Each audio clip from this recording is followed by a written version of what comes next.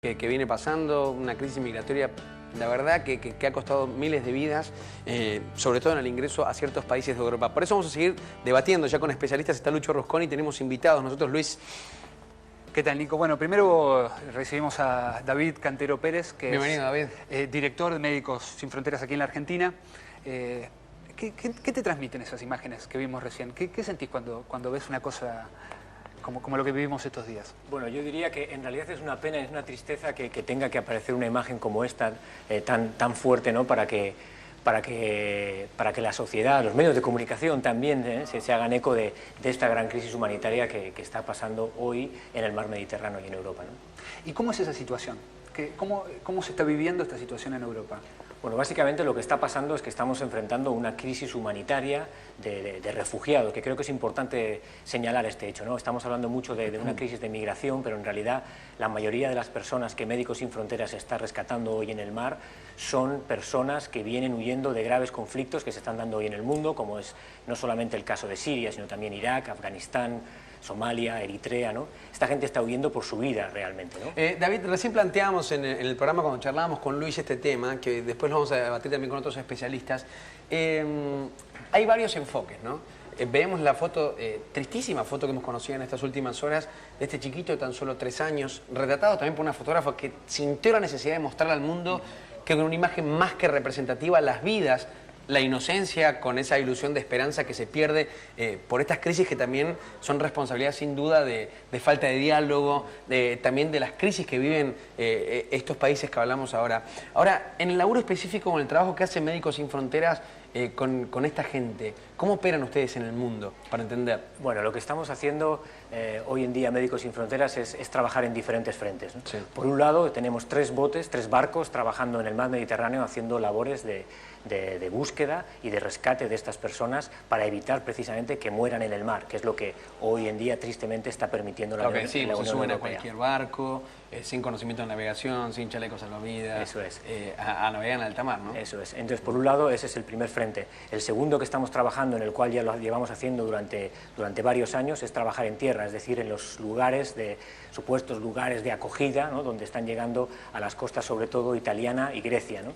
Y luego, por otro lado, estamos intentando acompañarles en esa ruta que están tomando ahora hacia Centro Europa, ¿no? Pasando por la antigua República de Macedonia, Serbia, ahora Hungría, ¿no? Intentando acompañarles, evidentemente dándoles atención médica y agua, alimento y todo lo que ellos precisen, ¿no? Ahora, David, muchas veces se hablan de las cifras de esta crisis humanitaria, ¿no? Hablamos de 300.000 personas que se lanzan al mar, que tratan de llegar a las costas de Europa. Pero son números y a veces son un poco fríos y no terminan de explicar qué es lo que se está viviendo. ¿En qué situación vive esa gente hoy por hoy en Europa? Bueno, yo diría que hablando de cifras habría que hablar de 2 cosas importantes. Lo primero, que la crisis que se está hablando de refugiados hoy, de la cual hablan de aproximadamente unos 2.600, 3.000 muertos en el Mediterráneo, esta cifra es muchísimo mayor. O sea, lo que estamos hablando en crudo, es que hemos sido capaces nosotros y otras organizaciones y las autoridades de contar 2.600 cadáveres, pero lo cual no quiere decir que haya muchos otros cientos de más de ahogados. O sea, la crisis tiene un tamaño mayor, eso por un lado. Y por otro lado, lo que también hay que hacer es realmente poner todo esto en perspectiva. Cuando hablamos de 300.000 personas llegando a Europa, ¿no? Europa, ¿qué va a hacer Europa con esta avalancha de personas? Bueno, esto, si lo ponemos en perspectiva y pensamos que el conflicto sirio, nada más el conflicto sirio, ha provocado ya 4 millones de refugiados, de los cuales, por ejemplo, un país como el Líbano tiene en su suelo 1,5 millones. O sea, hoy en día 1 de cada 4 personas que vive en el Líbano es refugiado, ¿no? Si lo ponemos esto en perspectiva, realmente 300.000 personas no es nada. Claro, es difícil entender porque recién lo planteamos y es interesante también, digo, la observación. Vimos la foto que ha despertado nuevamente, digo, por eso estamos acá nuevamente hablando de este tema que es realmente interesante. Y hasta a veces distante para varios dirigentes. Hace un mes y algo le escuchábamos a una Merkel, presidente de Alemania, respondiéndole y haciendo llorar a una chiquita que le pedía refugio para ella y para toda su familia, y con esa frialdad institucional, quizás diciéndole no lo podemos hacer o Alemania no va a recibir, y hoy recibiendo a 6.000, 7.000 inmigrantes por esta foto que ha revolucionado sin dudas el mundo. Pero yo le planteaba algo a Luis que me resulta interesante. Digo, si este chiquito o el resto de su familia hubiese llegado con vida, la imagen del policía que lo levanta, quizás es una imagen de un policía que está llevando detenido y luego deportando al país de origen a esa persona, ¿no? Cómo cambia el contexto y cómo se ve reflejado en una sola imagen esa crisis en su máxima profundidad de la propia humanidad. Es cierto, ¿no? Pero yo creo que muchas veces estamos enfocando mal el problema, porque yo me quedo con las declaraciones de otro día de un chaval muy jovencito, sirio, que le preguntaban por qué quería ir a Europa, ¿no? Y él decía, yo no quiero ir a Europa, yo lo que quiero es que paren la guerra en Siria, ¿no? O sea, nadie deja su país por voluntad propia y sale corriendo con un bebé en sus brazos dejándolo todo, ¿no? Y eso es lo que queremos, lo que la gente tiene que tener en claro. Esta gente no quiere llegar a Europa, lo que pasa es que se ve abocada, no tiene otra solución. Son personas que están hoy, en el caso de Siria, pero no solamente, huyendo de ataques indiscriminados a la población civil, sufriendo bombas de barril. En el caso de muchas familias como las que recibimos hace un par de semanas, una familia entera que médicamente todo apuntaba a que habían sido víctimas de armas químicas, ¿no? Expuestas a la violencia extrema del Estado Islámico, ¿no? Ese es el tipo de gente que está huyendo por su vida y está intentando llegar a Europa para salvar su vida, ¿no? David, contanos de la situación de los más chicos. Sabemos que cerca de la mitad de los refugiados son chiquitos, son menores de edad. ¿Cómo lo viven ellos y qué se puede hacer además para tratar de generar una cierta conciencia o dar una mano? ¿Cuáles son las vías también para llegar hasta allá? Bueno, evidentemente los niños son siempre el grupo más vulnerable y es el que hay que prestar más atención, ¿no? También lo son las mujeres embarazadas, ¿no? Y eso evidentemente una organización médica como la nuestra siempre pone el foco, ¿no? Pero aparte de toda esa parte médica, física, también hay una parte mental muy complicada, ¿no? Hay que pensar primero, como decimos, que huyen de sus casas, lo dejan todo, ¿no? Y huyen por su vida. Segundo, hacen un periplo muy grande, si pensamos bien, todo alrededor del Mediterráneo, hasta llegar a Libia, que es el punto donde están saliendo las embarcaciones, y siempre expuestos a la gravísima extorsión de las mafias, ¿no? Todo tipo de vejaciones, tortura y en muchos casos violaciones, como lo hemos visto, ¿no? Y además se embarcan en estas embarcaciones que realmente no saben ni siquiera si van a llegar al otro lado, ¿no? Teníamos una colega que trabaja en uno de los barcos y decía que ¿qué estará dejando detrás una mamá para que con su bebé se meta en este tipo de embarcaciones? Claro. Ahora, ¿hay muchos argentinos trabajando allí en esta parte, en este conflicto, como Médicos Sin Fronteras? Con Médicos Sin Fronteras tenemos más de 100 argentinos trabajando hoy en día en diferentes partes del mundo, sí. Y precisamente en esta crisis sí tenemos un par de argentinos trabajando, uno de ellos que está en uno de los barcos que se llama el Dignity 1 y evidentemente ha estado de primera mano haciendo estas labores, ¿no? Contanos la escala de estos trabajos que hacen, porque a veces uno dice, bueno, una embarcación, un barco, ¿cuántos refugiados pueden cargar en esos barcos? ¿Y de asistencia cuántas personas le han dado en este tiempo? Creo que es bien importante esta pregunta porque es muy complejo estas labores de salvamento en el mar, ¿no? Nosotros hasta la fecha, desde mayo que pusimos nuestro primer barco en el agua, hemos rescatado ya a 15.000 personas, las hemos físicamente casi, digamos, sacado del agua, ¿no? Esto es realmente grave, ¿no? Es muy complicado, los barcos que tenemos tienen una capacidad de entre 300 y 500 personas, pero a veces estamos atendiendo a estas barcazas, no sé ni cómo llamarlas. Porque, son gigantes, veíamos imágenes recién. Vienen muy afinados y a veces estamos sacando de una sola barca 600, 700 personas que no caben en nuestra propia embarcación, con lo cual hay que transferirles a otras. O sea, la situación es realmente complicada, ¿no? ¿Y la colaboración de los gobiernos? Bueno, ¿Qué es lo que pasa? Contame un poco también de eso, ¿no? De la responsabilidad política. Yo creo que lo llevamos diciendo desde finales del año pasado y sobre todo desde principios de 2015, cuando la Unión Europea para su operativo Mare Nostrum, que tenía precisamente como objetivo ¿no? Esa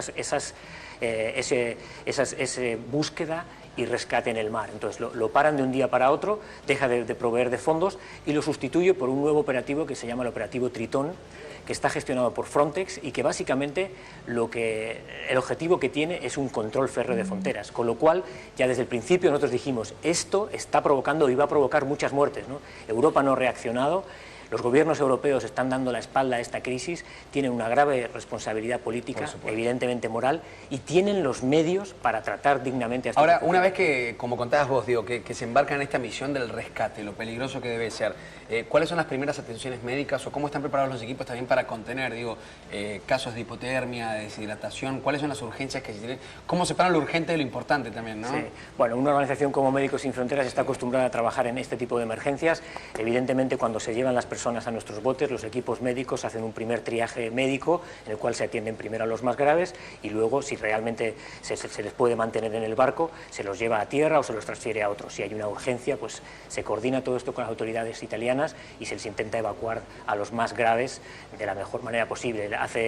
Esta semana pasada justo tuvimos a una mujer embarazada de 8 meses que tuvimos que evacuar porque estaba a punto de dar a luz. De 8 meses. No, es tremendo. Digo, en cada historia y en cada mundo, y seguramente ustedes también se están sorprendiendo en casa, es lo que contabas vos hace un ratito. Hay toda una cosa que se deja que es tan importante y hay toda una cosa que va en camino que hasta puede jugar la propia vida, desde un nenito hasta una persona embarazada o hasta una pareja o una propia familia, en busca de esa ilusión o en busca de esa esperanza. Porque una vez que digo, por ejemplo, ustedes como Médicos Sin Fronteras rescatan a una familia completa o rescatan a alguna persona que quiere ir al continente europeo, ¿qué sucede con ello? Digo, ustedes en el barco a esas personas rescatadas las trasladan a Europa y Europa decide luego deportarlos y volverlos a su país de origen. Bueno, nosotros trabajamos, como decía, en coordinación con las autoridades italianas y son ellos los que nos indican el puerto al que podemos llevar a todos estos refugiados. Una vez allí, normalmente los acogen, entre comillas, en estos centros que evidentemente están completamente desbordados en condiciones, yo diría ahora, casi infrahumanas, ¿no? Entonces nosotros intentamos apoyar también en esas labores, pero a partir de ahí son ellos mismos los que deciden, ¿no? Hay muchos que optan por quedarse y muchos otros, como estamos viendo hoy, están siguiendo su camino intentando llegar a otros países. Gracias, David. Clarísima la información. Gracias a ustedes. Gracias por tu tiempo. ¿Cómo es la web para que ingresen, digo, para hacer algún tipo de donación a Médicos Sin Fronteras? Bueno, la web es www.msf, que son las iniciales de Médicos Sin Fronteras, .org.ar. Y allí encuentran una pestañita a la derecha que se llama Colaborar y ahí les explicarán cómo hacerlo. Maravilloso, David. Gracias por haber venido.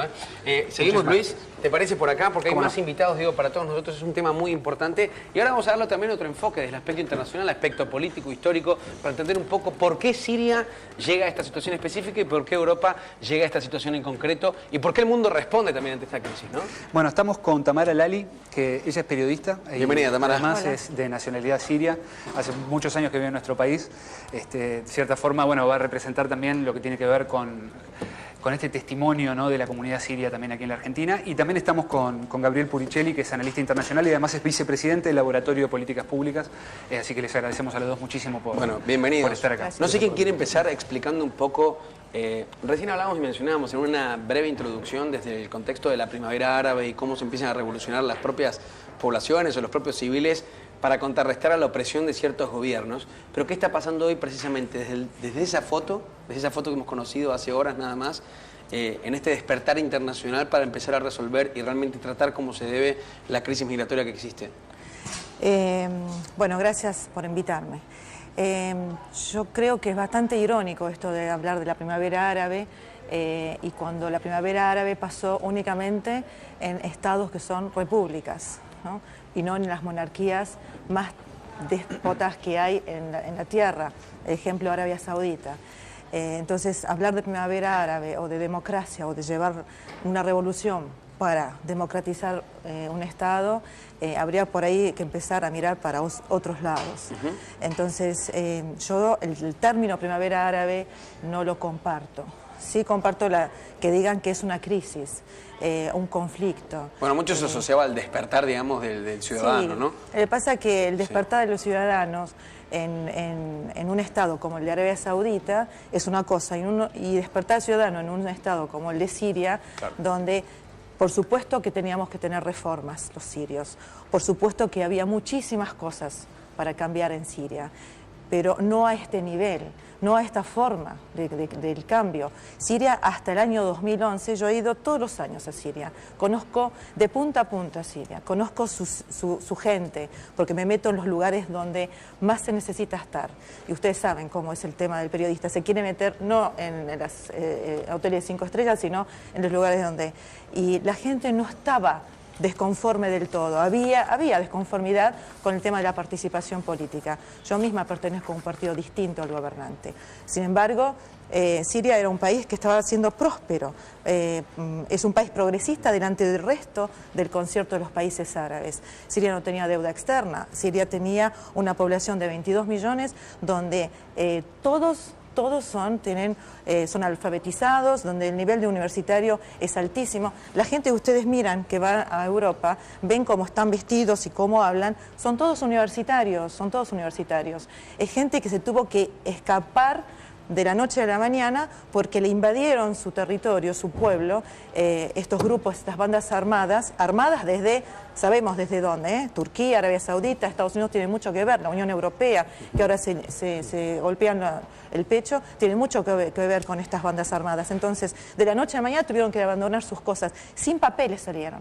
Por eso no les queda otra que lanzarse al mar, porque no tienen visa, no tienen papeles como para pedir visa a ningún Estado. Obviamente tampoco Europa, ni el mundo árabe le está dando visas a los sirios. Gabriel, ¿dónde ves vos el origen de este conflicto también dentro de Siria? Bueno, hay distintos disparadores, ¿no? Hay uno que es fundamental y que no se puede omitir nunca cuando se analiza la situación de todo el Medio Oriente en general, es cómo se llevó a cabo el desmembramiento en 1918, después del fin de la Primera Guerra Mundial, del Imperio Otomano.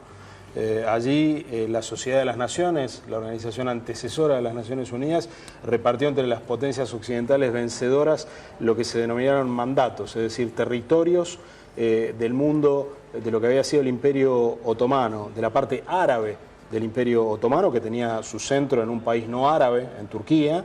El resto de los países fueron repartidos los territorios y se crearon estados bastante inestables y artificiales. En todos los casos, las potencias que tuvieron a cargo los mandatos eligieron algún sector de élites políticas y sociales preexistentes como aquellos que se iban, una vez que se retiraran las potencias, iban a quedar a cargo del gobierno en cada caso. Dependiendo del país, se eligió una casa monárquica, en el caso de las monarquías del Golfo, se identificó alguna comunidad religiosa, como sucedió con los alawitas en Siria, como sucedió con los cristianos en el Líbano, y todos estos países tuvieron siempre un cierto grado de artificialidad. Hubo un orden mundial que le dio estabilidad a esas fronteras. ¿Artificialidad con qué?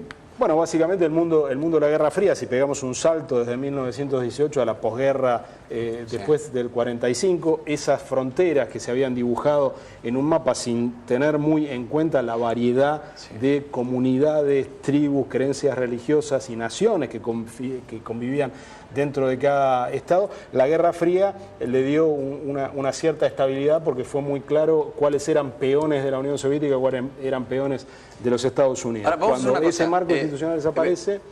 Sí, termina. No, cuando desaparece ese marco institucional, se abre la puerta a que las tensiones que habían estado controladas empezaran a emerger. Bueno, vamos a una cosita, digo, para entender, para los que se están sumando ahora, porque hay un contexto histórico y actual de un presente también que es complejo de resolver o de entender, digo, en el tiempo que le damos a este debate. Pero hay un ingrediente que es fundamental. Sí. Cuando él dice que se desmembró el Imperio Otomano, en esa década, entre el 10 y el 20, ahí hubo una declaración donde un gobierno europeo le promete a una población europea un territorio de esa región. Y ahí, a partir de ahí, se implanta un Estado que no tiene nada que ver con Siria, el Líbano, el resto de los países. Se trata de Israel. Entonces, la presencia de Israel, ahí es donde comienza el gran conflicto. Comienza el gran conflicto, exactamente. Ahora, miren ustedes y entiendan. Vamos a volver a repasar el informe para entender lo que ha pasado en las últimas semanas. Digo, estamos con dos especialistas, con Luis Rusconi también, quien se encarga de estos temas internacionales, para poder debatirlos y ser claros acá en Remix de Noticias. Tenemos el informe especial para que repasen secuencia a secuencia y también los testimonios de los diferentes mandatarios. Uno, como el eje principal de Europa, la presidenta de Alemania, Merkel, que hace algunos meses se expresaba ante los ojos de una niña siria también diciéndole: no te podemos dar alojamiento en nuestro país. Después de esta foto todo empieza a cambiar, o parece que va a cambiar. Mira este informe.